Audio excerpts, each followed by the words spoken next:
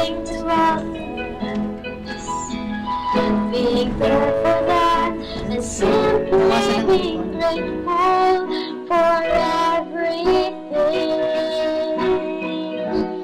After all, Eucharist means thanksgiving.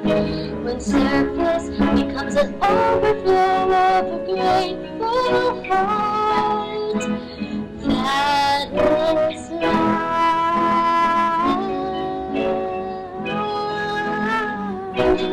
Thank you, dear Santa Rafaela.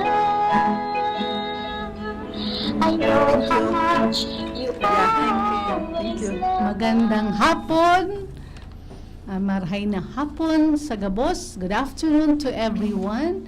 Sister Jessie po. Shout out sa lahat na ECI sisters sa buong mundo at mga ECI family. At shout out din sa mga Rafaelians at sa mga Bicol College Junior High School. Katatapos lang kanilang recollection, and this coming week, ang mga Senior High School, magkakaroon po sila ng recollection sa amin. So, today is Friday, April 25, 2025.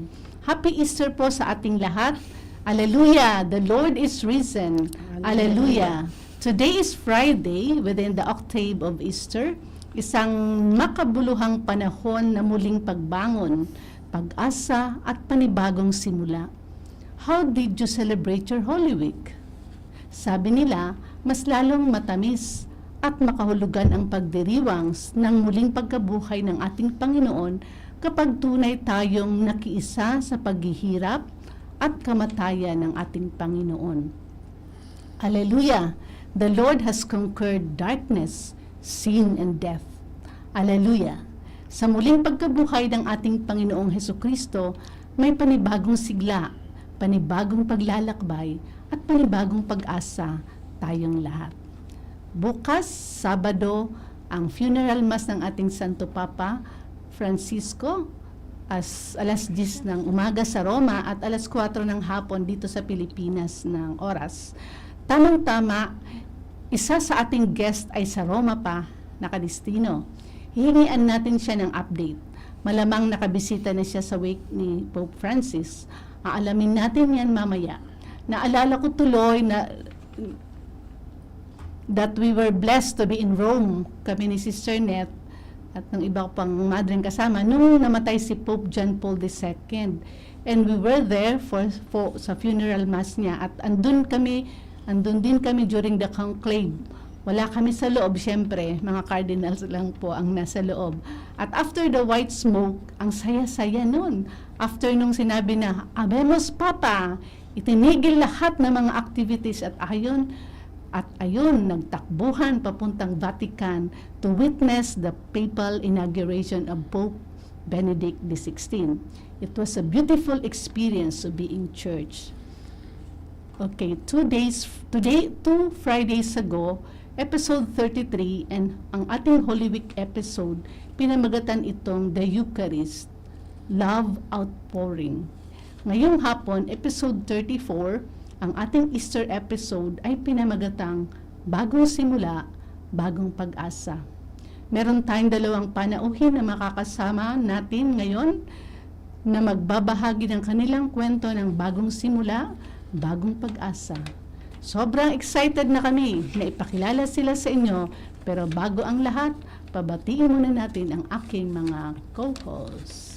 Magandang hapon sa iyo lahat. Happy Easter. I'm Sister Martha Hang. Shout out to all the ACI sisters in Vietnam. Especially I want to greet advance birthday to Sister Miriam on April 30.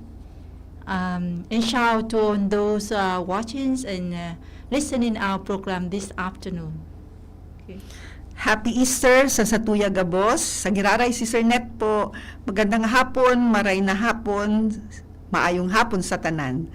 Belated birthday greetings sa ako ang pinalanggang Papa on his 87th birthday. Good health pirmi ug salamat sa imong makanunayong pag-ampo para sa among tanan. God bless you pirmi pa. Shout out kay Nol at Auring Buitre at kay Hana at sa lahat ng mga sumusuporta sa usapang bokasyon ni ACI. Regards din pala at shout out sa Mary's Child Science Oriented School. Katatapos lang din po nila mag-recollection. Kumusta ka po ba ngayon sa buhay mo? Pakiramdam mo ba ay nag-iisa ka? Walang karamay? Malungkot at tila nawawalan ng sigla at pag-asa? May good news tayo. The greatest truth ever is this: our Lord is alive. Totoo po ang Diyos at buhay siya. At dahil dito, may saysay ang lahat ng ating luha, pagsasakripisyo at paghihintay. Hindi ito ang katapusan. Hindi ito ang wakas. Sa Diyos, laging may bagong sigla, laging may bagong simula. Di siya nanatiling patay. Tinalo ni Kristo ang kamatayan at kasalanan. Nilupig ni Jesus ang kapangyarihan at kadiliman. Ang hatid niya ay bagong pag-asa. Tahan na. Naririto ang Diyos, katuwang natin sa ating mga pait at pagdurusa. Di ka nag-iisa. Lumapit sa Kanya, now na. You are loved. Mahal ka niya. Okay? At ito na nga ang ating mga panauhin sa hapong ito. Welcome po and please introduce yourself at mag-shoutout na rin po.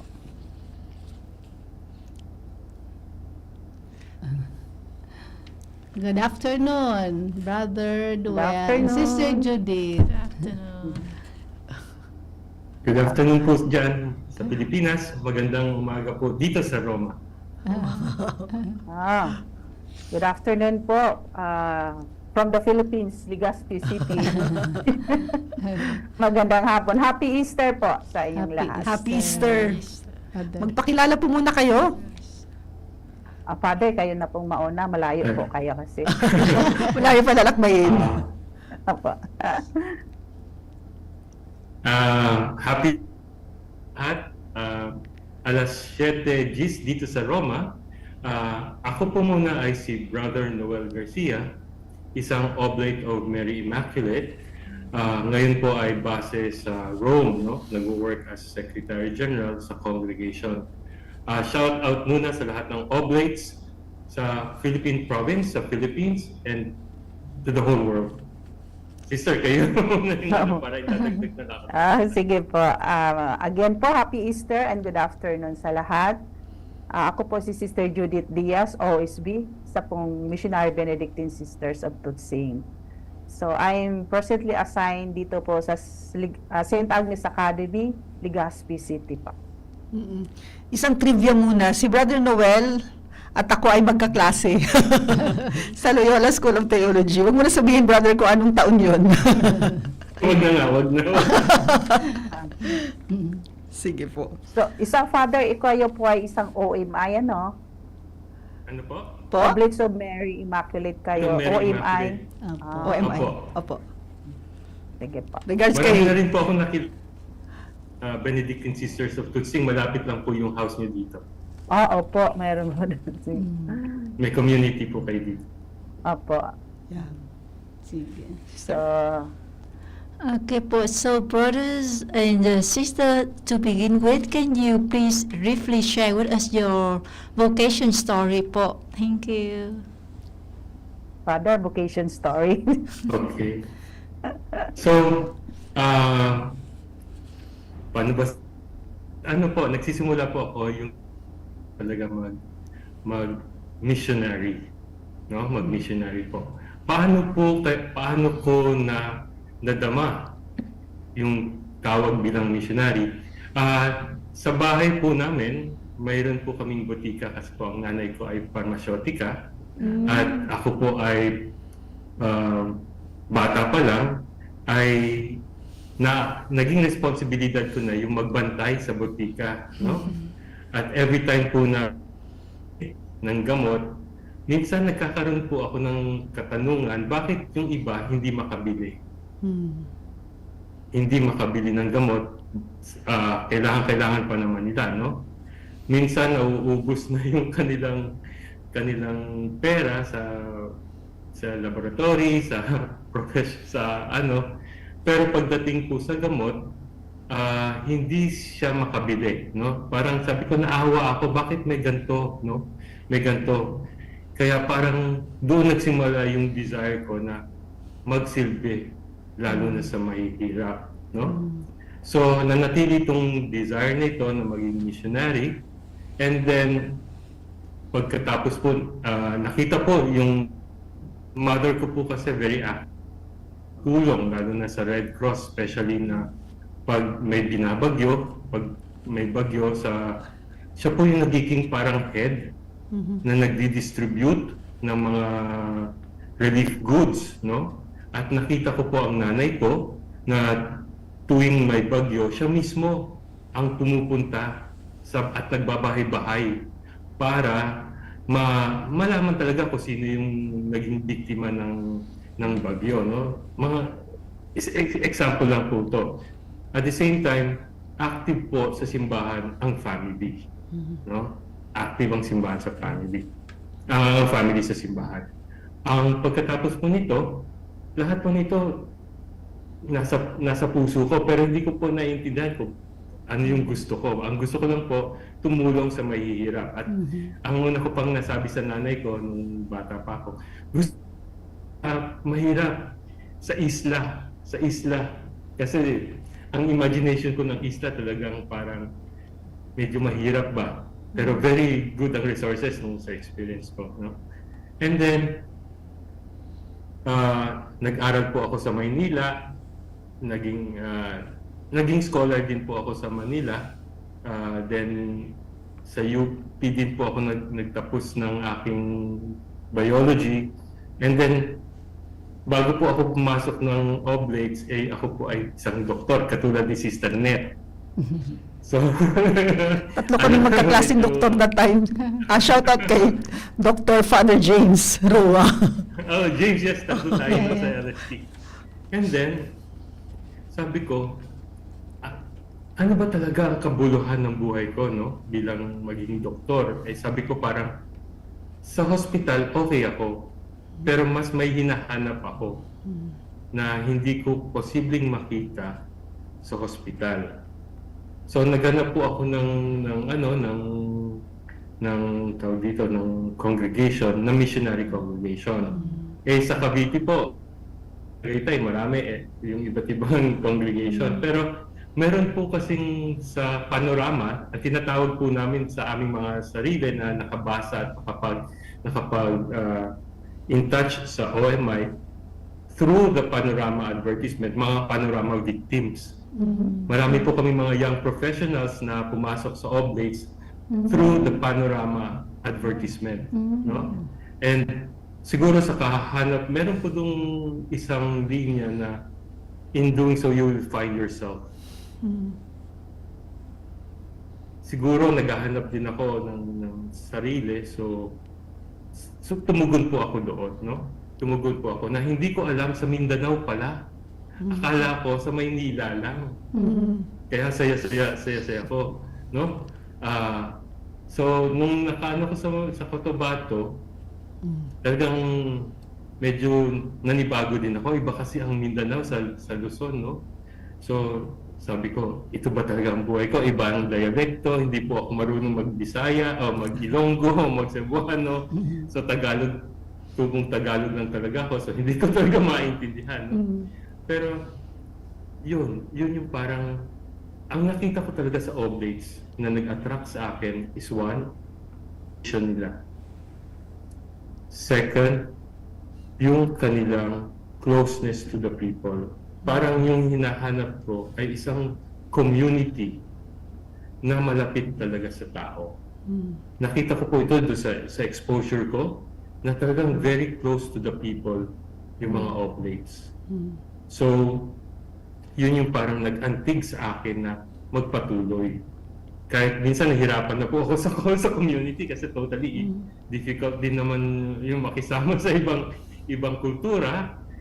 Kahit nasa Pilipinas tayo, pero ang nagpapalakas sa akin ay one, mission ito. Second, nakita ko talaga na ang Oblates ay very close to the people. And so, sa ngayon po, 25 years na ako in ministry, 29 years as a religious. Ang first assignment ko po, after ko mag-perpetual vows in 2000, ay sa isang school sa Tawi-Tawi. No? Doon po sa dulo, mas malapit pa po ang Malaysia kaysa sa Zamboanga.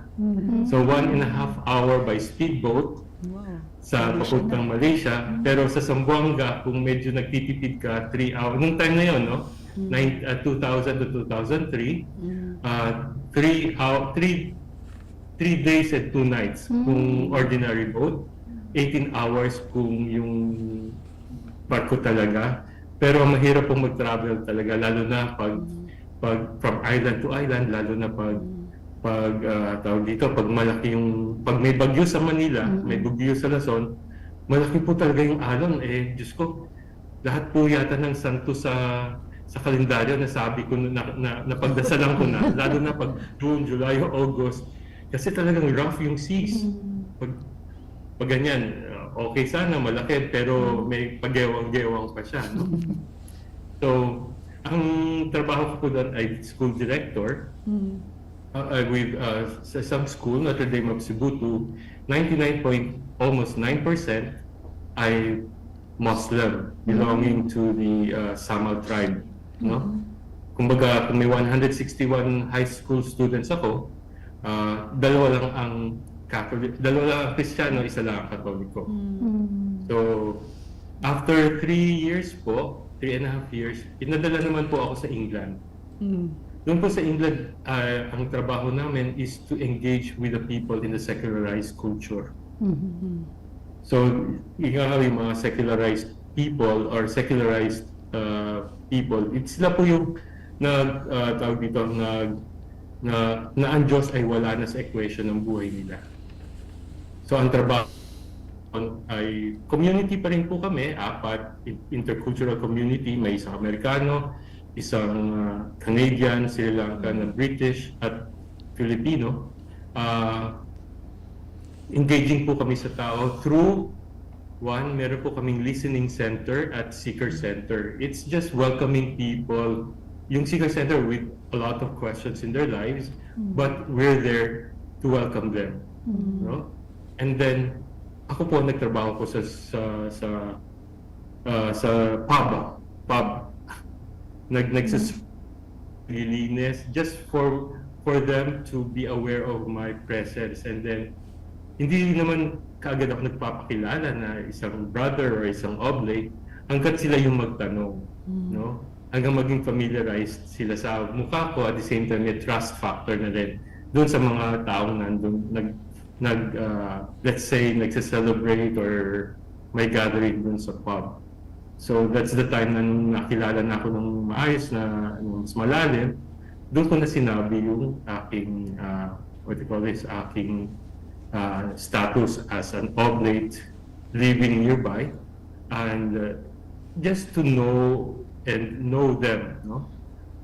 And then meron po kaming mga community gatherings, the organizing, and serve din po ako sa isang day center which serve the homeless, roofless, drug misusers,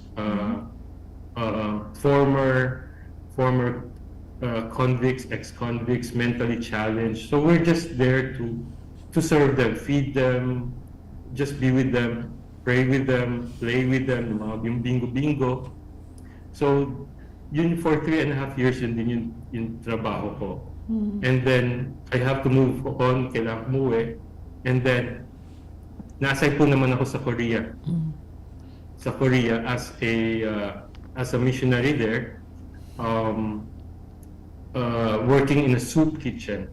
So serving 400 to 500 Koreans na elderly, roofless pa rin, homeless, and medyo yung mga alcoholics.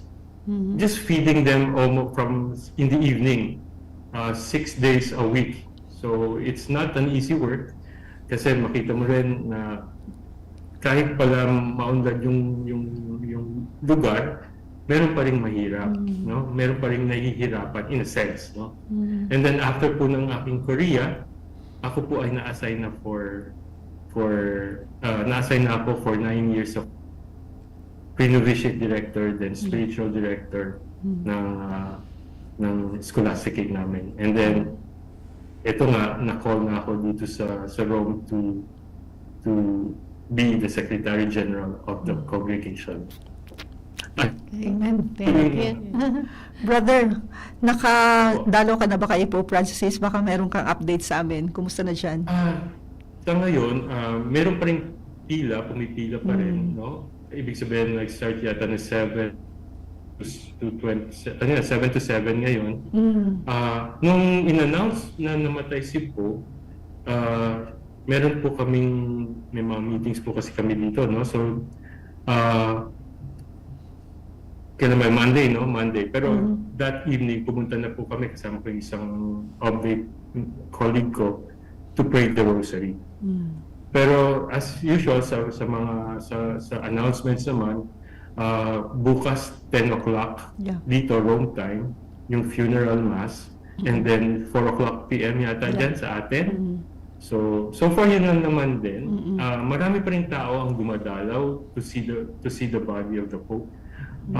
Medyo malungkot lang. Ako nalungkot nung namatay nga ang Pope, kasi sabi ko nga, ito yung Papa na who was able to reach for me to reach the marginalized people. Naalala namin noon yung chant na Santo Subito. Malakas yun kay Pope JP2. Meron ba dyan? Oo. Wala pa. Baka bukas yan. Oo, baka paglibing. Thank you. Oo. Sige, Sister Judith. Okay po. Yung vocation story ko way back siguro 6 or 7 years old.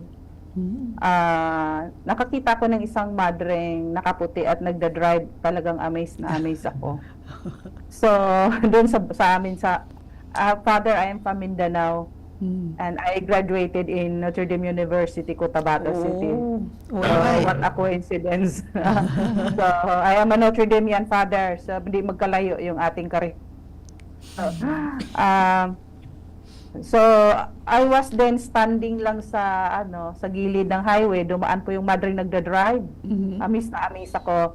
So, sabi ko, gusto kong maging ganun. But siyempre, unknowingly, hindi madali palang magmadre, So, since then,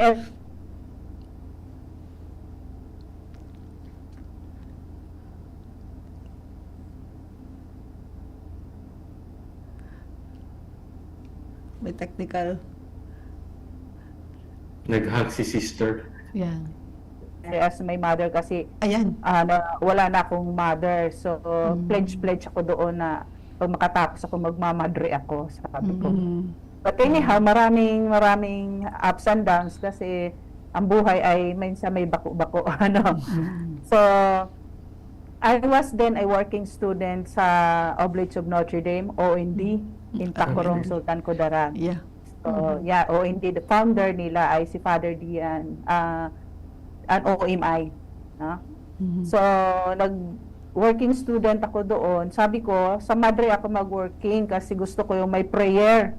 At saka Notre Dame of Tacorong ako, night shift ako nag-aral. Sabi ko, ayoko doon sa public kasi gusto ko yung may religion. So nag-working student ako doon. Eventually, until I finished college, nag-working ako. Yun ang nag-college ako, lipat na ako ng Notre Dame of Cotabato University sa Cotabato. Nag-working pa rin ako half of my years there sa OND. Siguro yun sa school ko din nakuha yung to serve the people kasi we are molded as Notre Damean. Si Mama Mary kasi ang aming model, to serve the people without bounds. So, nadala ko po yan and eventually I am a teacher by profession. So, pero hindi ako nagtagal sa academe, NGO. Kasi mas gusto ko yung immerse ako sa tao.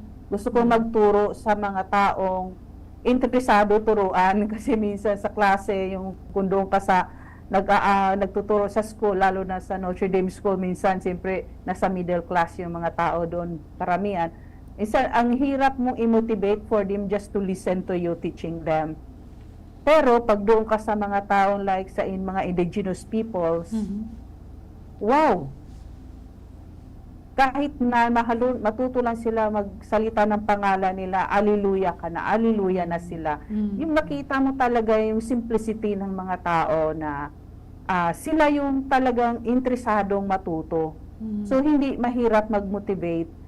So, I work as NGO, iba-ibang yung mga yung una ay yung mga families and relatives of the OFWs. So, nakapagtrabaho tayo diyan na volunteer allowance lang yung binibigay. So, marami akong racket noon just to survive. Volunteer as NGO, and then yung magtututor sa mga estudyante. Kasi nung time na yon sa Cotabato ay nung panahon 2000, panahon ng mga gira-gira, no, maraming gulo that time. So isa ako sa na-retrench sa Notre Dame of Cotabato, ng Boys Department, kasi bumaba ang enrollment. So na-retrench kami, isa ako doon. So, yung offer sa akin ng Religious of Notre Dame the Mission or RNDM to work with the IPs sa Kulaman, no? That's in Sultan Kudarat, it's in the valley, no, sa Sultan Kudarat. They're working with the IPs, no, indigenous peoples, the Madulangan Manubo. I accepted the offer. So I worked with them for 5 years and 11 months kasi yung they offered me for a scholarship sa IFRS in Manila, no, sa Institute of Formation and Religious Studies. So, sabi ko, gusto kong maging madre at saka I already declared myself as a missionary, no, in local scenario kasi I serve already the Manubo, the Tiduray, the Muslims. I emerged with the Muslims already before. So ako mismo ang model ko for missionary work is si Jesus, no? So pero hindi pala madali. There are a lot of challenges. So yung vocation ko, actually, my congregation is my second congregation. I entered with the Notre Dame of the Mission before.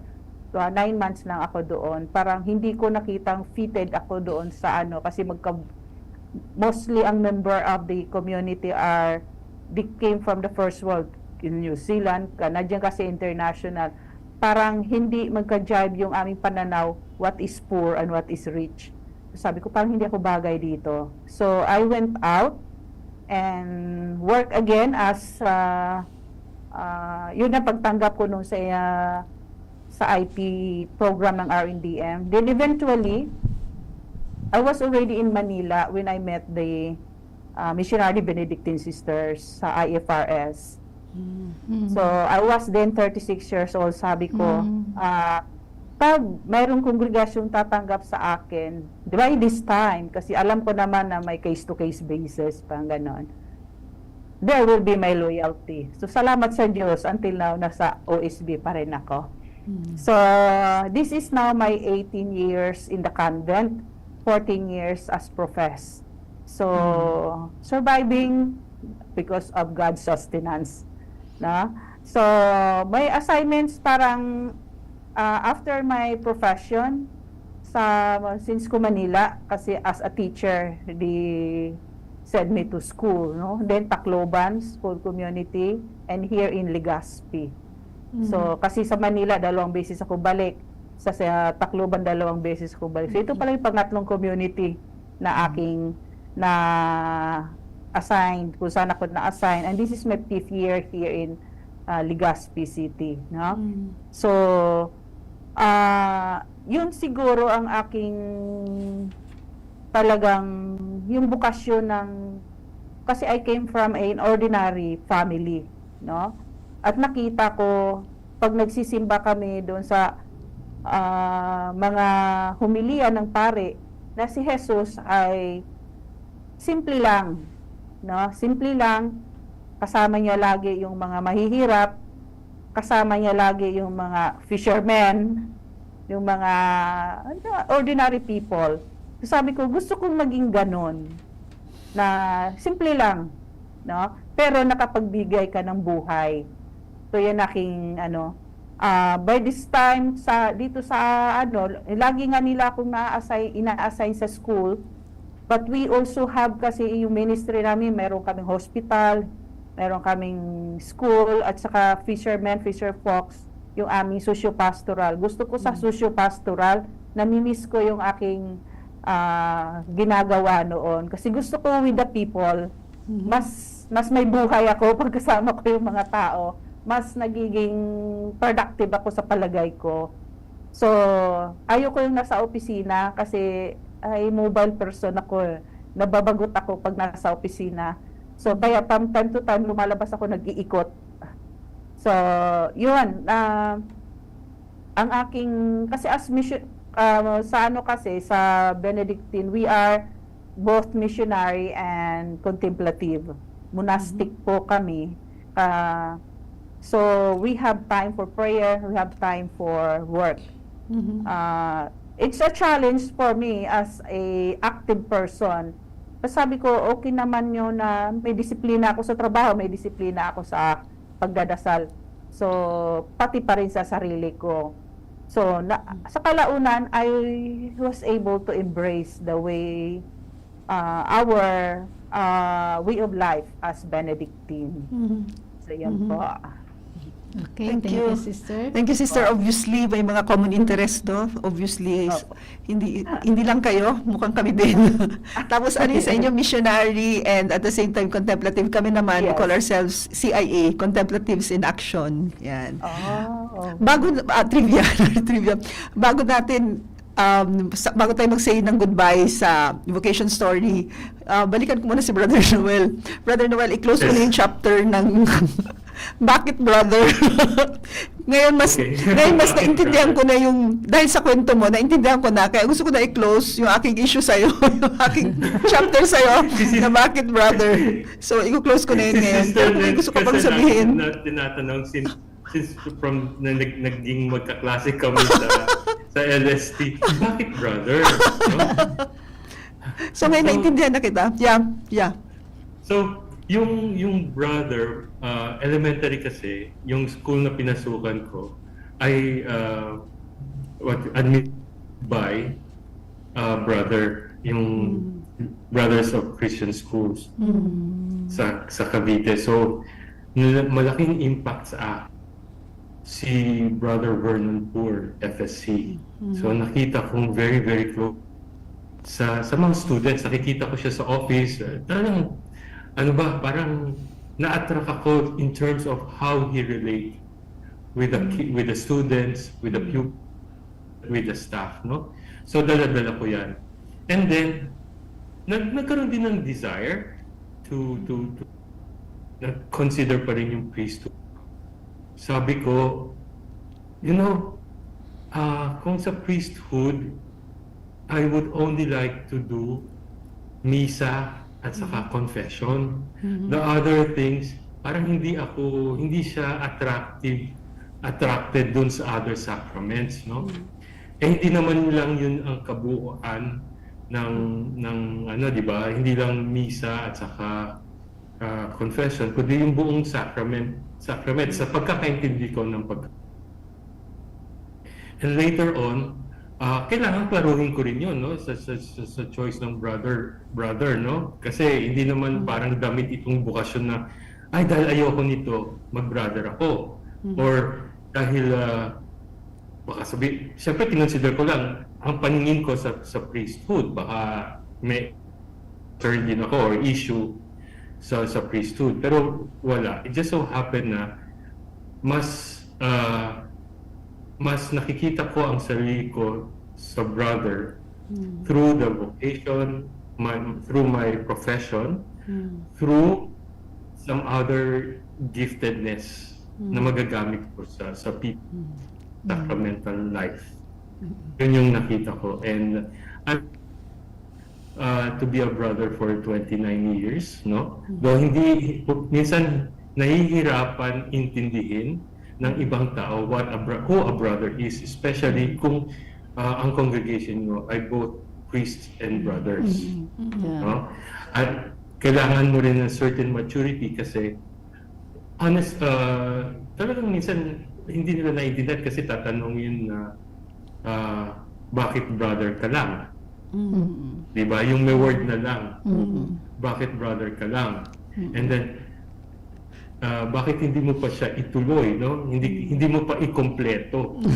Ikompleto yung bukasyon mo. Sa pagpapalay. Sabi ko, hindi naman yun yung pinaka-bukasyon ko. Ang bukasyon ko muna bilang oblato ay missionary, religyoso, then priest or brother. Ang pinaka-identity namin ay bilang missionary and religious. Yung responsibility sa simbahan, doon nagkakaiba kami. Pero ang role ng brother at saka ng pare sa congregation, I think sa lahat naman, no?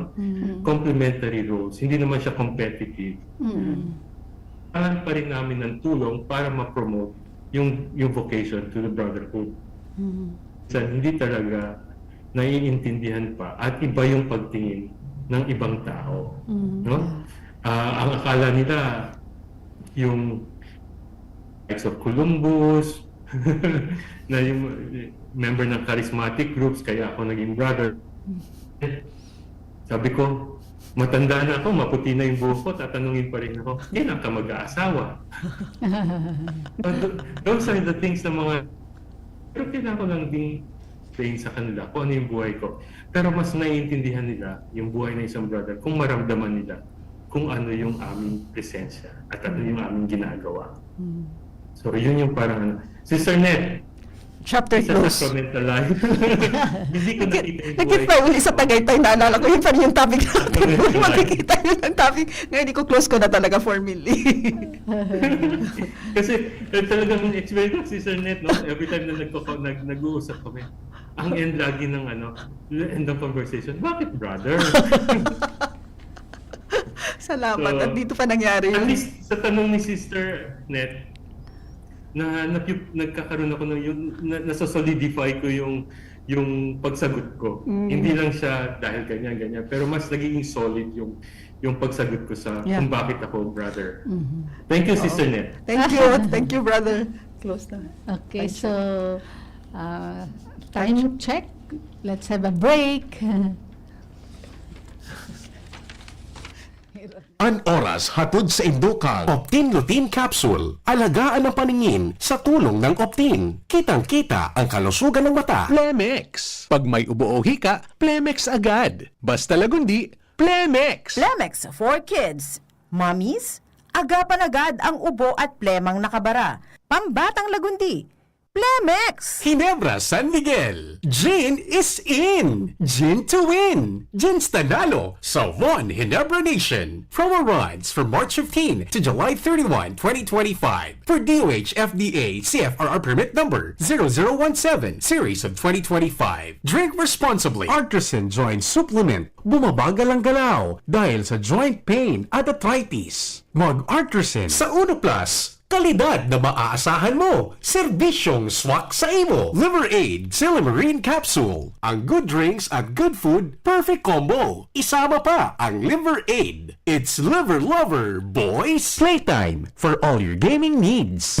Naghahanap ka ng kabalikat sa asenso at taman ang urig mo asin mag-asenso ang negosyo. May Uno Plus na kalidad. Mag-Uno Plus, mag-Uno Plus. Asa sa imong mauod. Serbisyong totoo, produktong garantisado. Ang Uno Plus asin urig mo at gabat na gusto.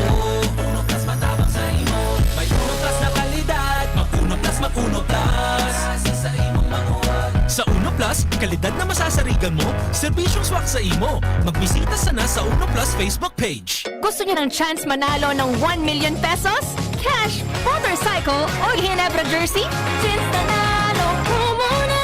Runs from March 15 to July 31, 2025 per DOH FDA CFRR permit number 0017 series of 2025. Drink responsibly. Gin is in! Gin to win! Gin's Tanalo sa One Ginebra Nation. Promo runs from March 15 to July 31, 2025 for DOH FDA CFRR permit number 0017 series of 2025. Drink responsibly. Kung ikaw ay edad 50 pataas katulad ko, may mataas na ang risk ng manlalabo ng paningin. Mas challenging ang pang-araw-araw na gawain tulad ng pagbabasa, pagsusulat, at pagmamaneho. Ang Optin ay may lutin na maaari makatulong sa kalusugan ng mata, nilalabanan ang epekto ng glaucoma, macular degeneration at katarata. Kitang-kita ang kalusugan. Mabibili ang Optin sa mga pangunahing butika nationwide. Mahalaga ang paalala, ang Optin ay hindi gamot at hindi dapat gamitin panggamot sa anumang uri ng sakit. Grabe man ang namok digdi. Kaipuhan ka ng mag 4 o'clock habit. Ano man ito? Hanapon ta asin linigon ang mga lugar na tigiistaran kang namok. Sige, lingigan taan sa gurong. Itapok na naman ang lumang rueda dyan sa gilid. Natapalan ta 4 o'clock. Dahil nagtatao ini nin sufisyenteng panahon bago maging aktibo ang mga namok. Dahil kita matutugtunan ng namok pag wala nang nagbubunay na namok. Kaya mag 4 o'clock habit na. Sarong pagirumdum kan Department of Health CHD Bicol.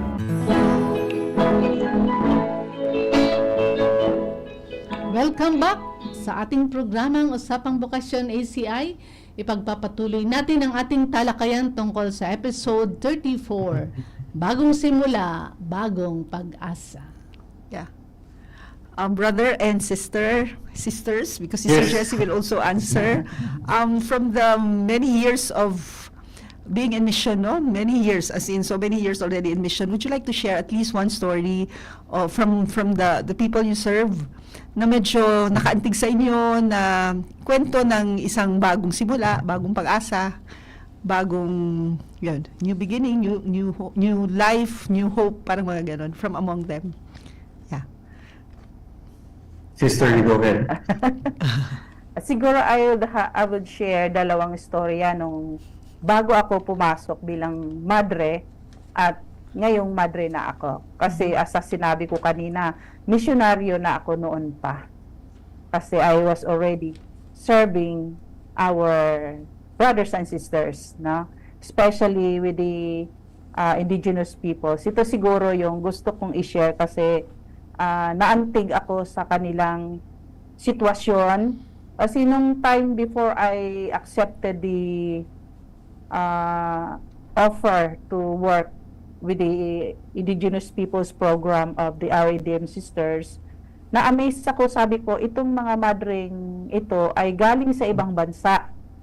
So they are foreigners at nandito sila para tulungan o serbisyuhan yung aking kapwa Pilipino. Yun ang nagiging katanungan sa sarili ko. Whereas ako ay nandito, ako ay Pilipino, ba't hindi ko pwedeng gawin? So, actually, yun ang nakaantig sa akin, kaya ako pumasok sa kanilang kongregasyon. So, I thought hindi ko na sila makakasama. But after I went out, and then nagkataon na yung project nila for women ay na-approve. Sabi nila, we are thankful na na-retrench ka sa school, sabi nila sa akin. Kasi kukunin nila ako to handle the women's program sa IPs. So bumalik, akala ko hindi ko na sila mababalikan. So eventually, I work with the IPs as I trained para teachers, no, yung mga magtuturo sa kanila mga hamlets, different hamlets. So I organize them and train them as literacy teachers. So the oldest person nakasama sa 15 na tinrain ko para maging para-literacy teachers was a 54-year-old woman. And I was so amazed kasi hindi sila talaga marunong magsulat at hindi sila marunong managalog. Talagang manubo yung kanilang dialect. So dahan-dahan ko silang tinuruan ng simpleng Tagalog kasi hindi din ako kaagad nakapagsalita ng manubo-dulangan. Kasi sabi ko, pag pumupunta sila sa ballet, nakakasalamuha nila yung ibang mga tao. So sabi ko, dapat makapag-communicate kayo Dahil pag nagtinda sila ng kanilang mga ani, halos hinihingi na lang. Dapat matuto kayo makipag-dialogue. So, sa kalaunan, nakapag-training kami ng how many months din. So, yung talagang start ka from literacy, numeracy, tuwang-tuwa ako sa mga development sa kanila. Kasi noon, pag nag-eleksyon, pinapatamark lang sila dahil hindi sila marunong sumulat.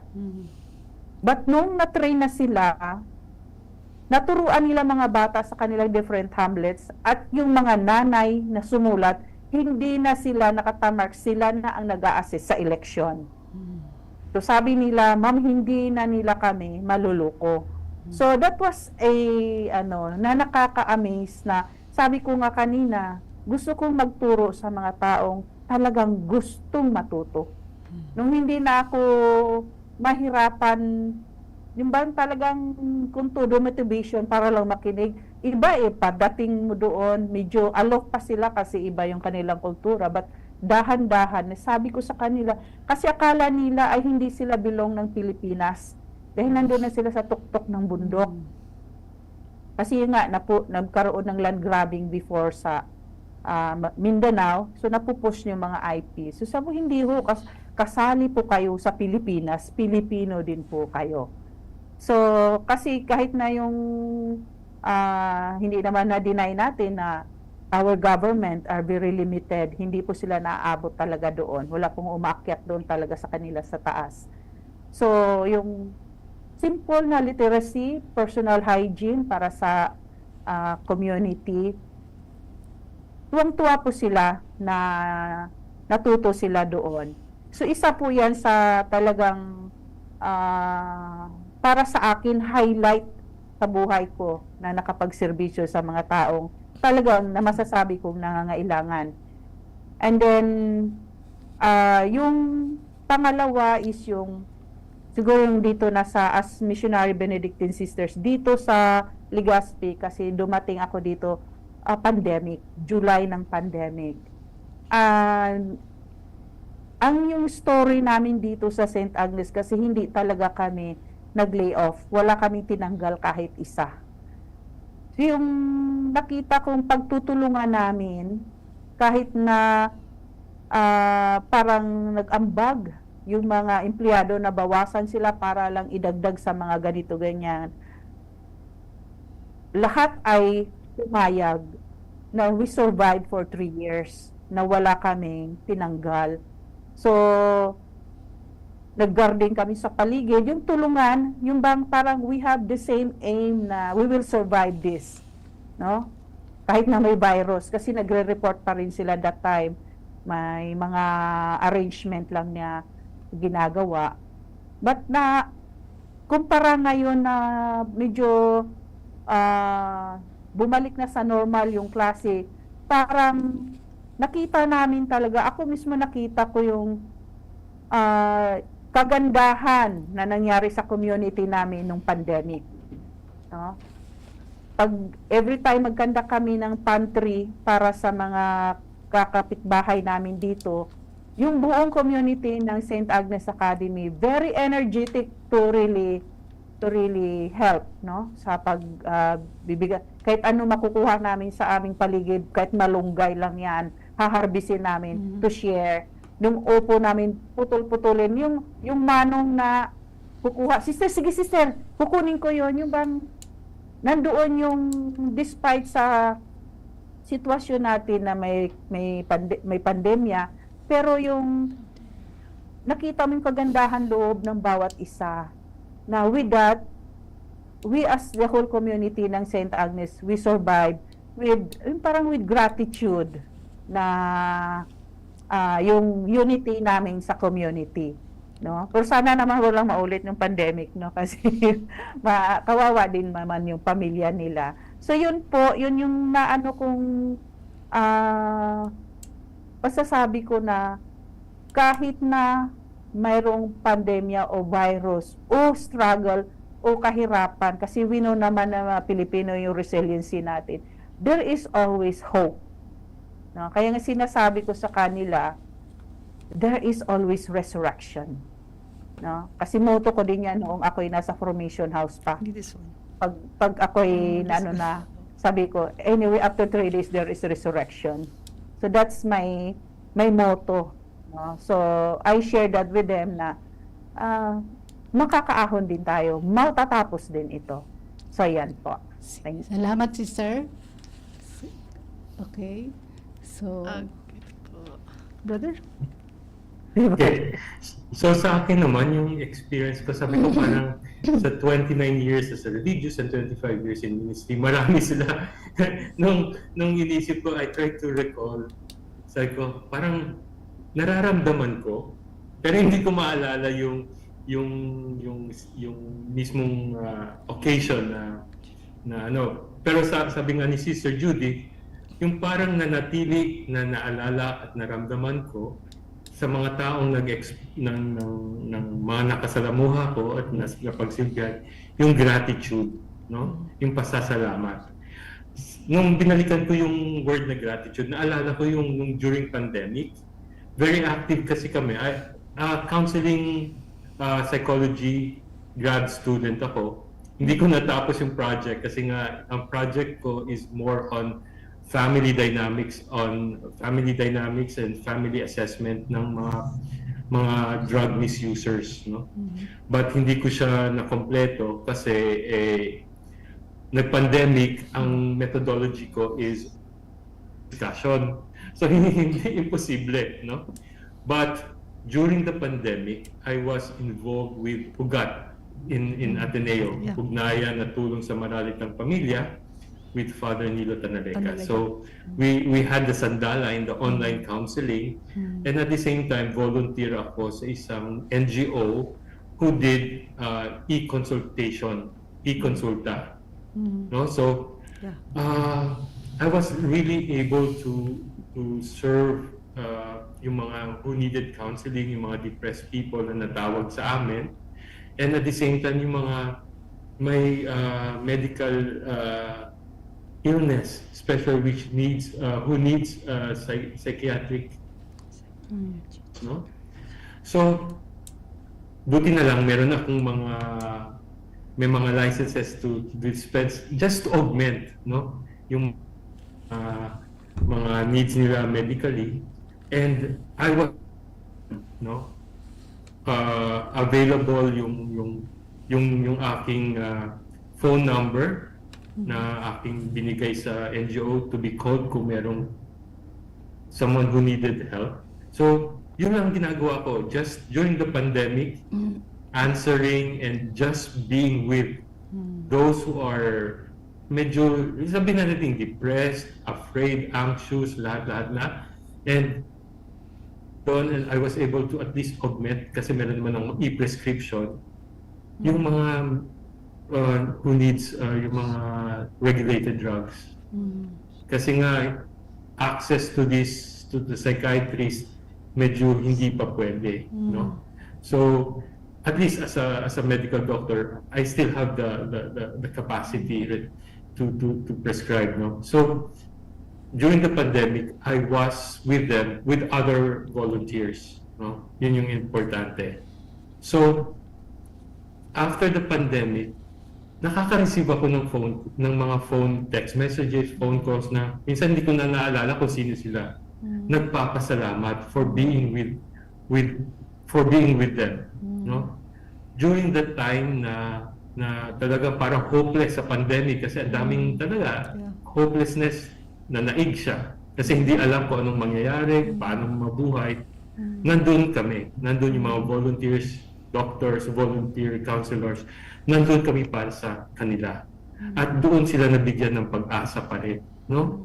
At patuloy na nagpapasalamat sa amin, bagamat matagal na, minsan nakaka-receive 2020, 23, 24, minsan nagtatawag pa sila or nagte-text na nagpapasalamat at nabigyan sila ng pag-asa during that time at ginamit nila yung pag-asa na yun para mas maging maayos ang buhay nila, no? Yun yung parang naalala ko at mas what you call that, made an imprint sa sarili ko yung gratitude ng mga natulungan namin nung during the pandemic. Okay. Salamat po, brother. So, Si Sister, i-share ka po. yes, actually sa dami ko din na for almost 30 years na din sa mission, marami ng mga tao, kasi bago pa ako naging madre, I am a social worker by profession, so tumutulong na talaga ang nature ng aming trabaho.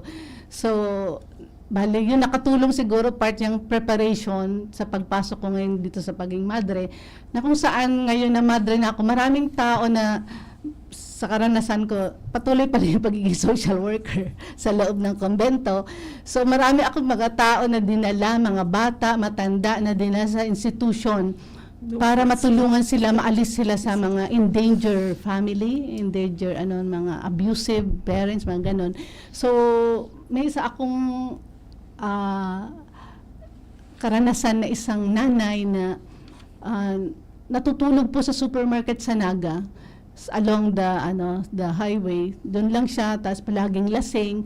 Tapos one day, sabi nung isang mother namin, kasi palagi siyang nadadaanan, dalhin nga natin to sa So dinala ko po siya sa isang institution, at along the way na pinag-interview ko po siya para gawa ng case study, nalaman ko na marami pala siyang anak, pero wala siyang pamilyang kumupkup.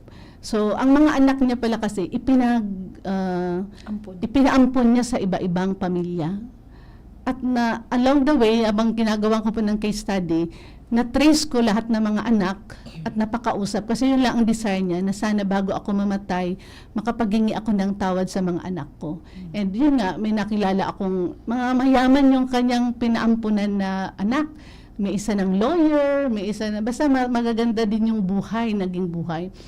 So hindi lahat magaganda yung pero at least nakapag-usap sila bago siya mamatay, basta nagkaroon ng pagkakataon, nakahingi siya ng tawad. Yung iba galit, yung iba masaya. So iba-iba po yung reaksyon ng mga anak nung makausap nila ang tunay na nanay. So sa akin yung pamamaraan na yun, na binigyan siya ng pagkakataon na ma-reconnect uli sa pamilya, isang sa aking bagong pag-asa ng isang nanay na nabigyan siya ng pagkakataon na at least namatay siya with dignity sa isang institution, hindi lang doon sa kalsada. So I hope na kasi wala na po ako doon sa lugar na yon that time na mamatay siya. So I hope nakabisita din yung pamilya o mga anak niya na malapit sa kanya. So yun, isa po yun sa mga karanasan ko na isang nagbigay ng pag-asa sa isang tao na sa tingin mo, wala na, hopeless na. Imagine, palagi na lang lasing because of sa kanyang karanasan sa buhay. Ang bilis ng oras. Oo. Ang bilis ng oras. So, marami pa sana tayong pag-uusapan ang ikikwento sa mga karanasan natin na nagbigay tayo ng pag-asa at bagong simula sa buhay. So, but before we finally say goodbye, what is your parting Easter message for those who might be called to the priesthood, brotherhood, or religious life, but do not have the courage to do so because of so much fear and doubts? You may also promote your congregation and invite them in case you have vocation, initiative, or activity. Brother, malayo ka. Mahirap magtawagan ng malayo. Kayo na po. Okay. So doon sa lahat po ng may nararamdaman na parang tawad, ang mapapayo ko lang, lumapit sa isang pare, madre o brother na pwede silang mag-guide at maklaro yung tawad. Kumbaga, lumapit sa isang spiritual director na tutulong sa pag-discern ng bukasyon. Kung ano nga talaga tawag, pwedeng pare, madre, brother, or even single blessedness or ang importante po, huwag nating hayaan lang na matago dyan. Ilapit natin, pumunta tayo po talaga sa isang taong makakatulong sa atin upang maging klaro yung tawag from within. Hindi naman kailangan pare, mother, brother, single, marami pa pong ang importante lang ay matulungan tayong i-discern kung ano talaga ang gusto ng Diyos sa ating buhay. Okay, salamat. Yun po. Okay, thank you, brother. Sister. Sa akin naman, siguro Easter message, we are Easter men and women. So, every day we have to promote the Easter, kasi bawat araw, bagong buhay. So, sabi nga ni brother, para doon sa mga may nararamdaman. Kasi kung ikaw ay mahilig mag-isa, magdasal, gusto mong tahimik, gusto mong magserbisyo, mayroong inclination na posible kang maging misyonaryo o pwede ka rin maging contemplative, no? So, huwag po tayong matakot, pagdasalan po natin yan, hingi po tayo ng tulong sa banal na Espiritu na i-guide po kayo. For those na gusto kami makausap, marami po kongregasyon dito sa Legazpi, ibibigay po namin yung number namin, pwede po kayong mag-message, meron din po kaming FB page, pwede din po kayong doon. Siguro mamaya, sister, ibibigay natin yung number, para baka mayroong mag-text sa'yo mamaya, brother, at saka sa akin mag-text din, So, nandito lang po kami, huwag po kayong mahiya, at ready po kaming mag-entertain sa mga questions na gusto ninyong malaman, na para ma-confirm po yung inyong mga nararamdaman, at willing din po kami mag-assist sa inyo sa usaping bukasyon. Okay. So, Thank you. huwag po tayong matakot. Okay, salamat po. Salamat sa lahat na sharing natin ngayon. It has been enriching. Salamat sa inyo again. Please message us in the comment section of DCGB News Online, Usapang Bukasyon ACI, at our FB Messenger, or at ACI Vocation Field. Or you may subscribe also to our YouTube channel, ACI Vocation, or better still visit us at Santa Rafaela Maria Students Home in Sagpon, Daraga, Albay. Muli po kami nagpapasalamat sa inyong lahat na sumusubaybay sa programang Usapang Bukasyon ACI bawat Biyernes ng hapon 1:00 hanggang 2:00 sa radio station ng DCB News Online. Salamat sa ating mga bisita ngayon hapon, Brother Noel Garcia, OMI, MD, at si Sister Judith Diaz, OSB, at ang inyong mga lingkod, Sister Jessie, Sister Net, Sister Marta. Salamat po at hanggang sa muli. See you next Friday. Thank you. Thank you. Thank you. Thank you very much. Thank you, sir. Trying to be a blessing to others.